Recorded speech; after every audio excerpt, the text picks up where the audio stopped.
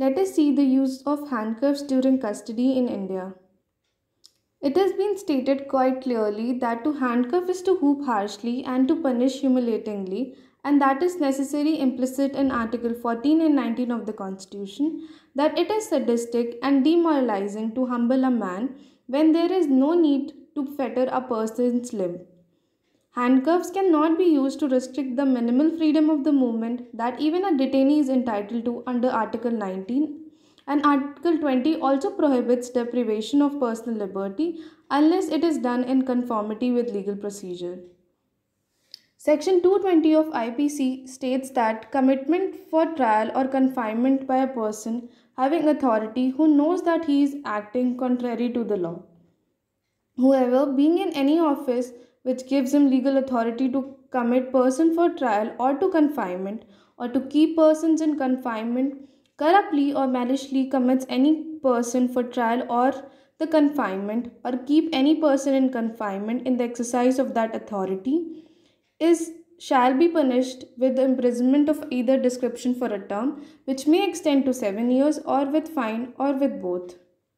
In the case of Sunil Batra versus Delhi administration, the Supreme Court ruled that Article 21 prohibits deprivation of personal liberty unless it is done in compliance with legal procedures.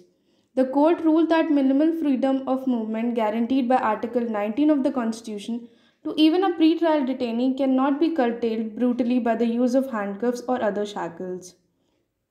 In case of Prem Shankar Shukla and Delhi administration, the court stated that prevention an under trial detainee from fleeing in the public interest, rational and just cannot be condemned on its own. But to bind a man's hand and foot, his limbs with steel hoops, shuffle him through the streets, and stand him in the court for hours is to torture him, dirty his dignity, vulgarize society, and taint the soul of our constitutional culture. The Prisons Act 1894 states that the use of fetter is permissible under the Act, which has been amended from time to time, if the rules enacted by the respective state government allow it. These rules are governed under Section 45 and 46 and Section 56 of the Prisoners Act. Let us see the accommodation of prisoners during custody. The Prisoners Act states that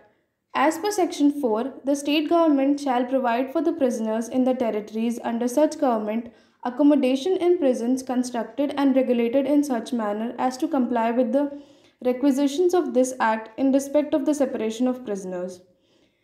As per Section 7, temporary accommodations for prisoners may also be arranged when there is a need of keeping the prisoners in different cells.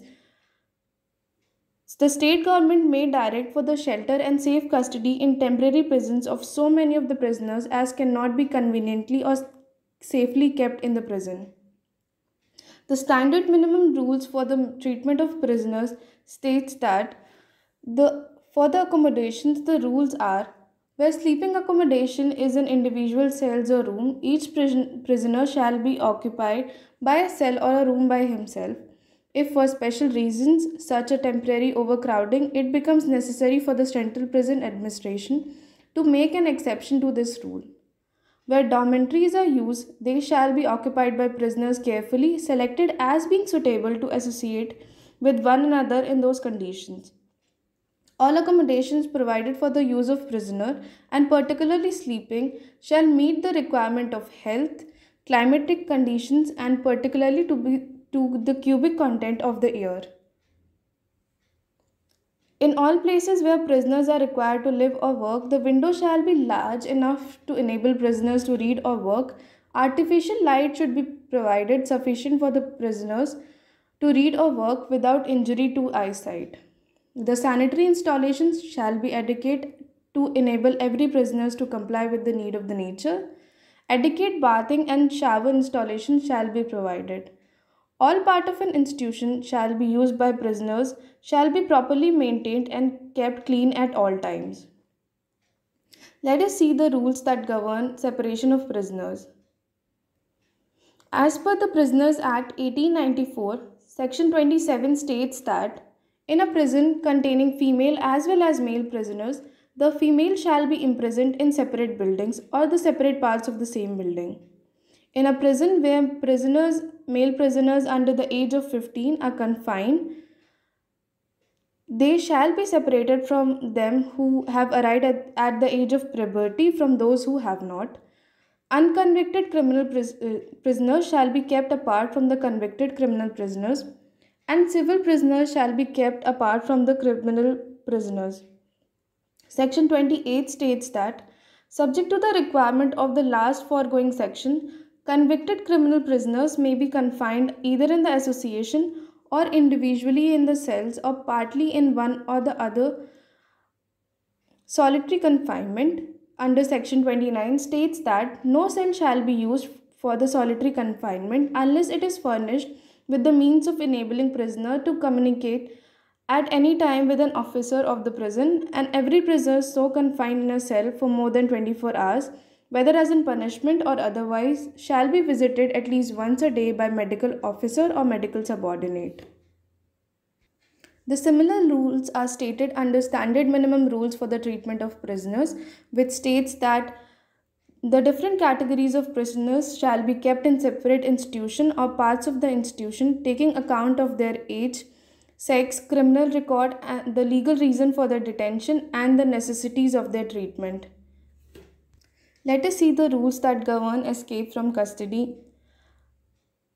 As per Indian Penal Code, Section 216 states that whenever a person convicted of or charged with an offence escapes from lawful custody of that offence, or a public servant in the exercise of his or her lawful powers order a certain person to apprehend for an offence, whoever knowing of such escape or order for apprehension harbors or conceals that person with the intent to prevent him from being apprehended shall be punished, if a capital offence, the imprisonment of either description for a term which may extend to 7 years and shall be liable to fine, if punishable with imprisonment for life or with imprisonment, the description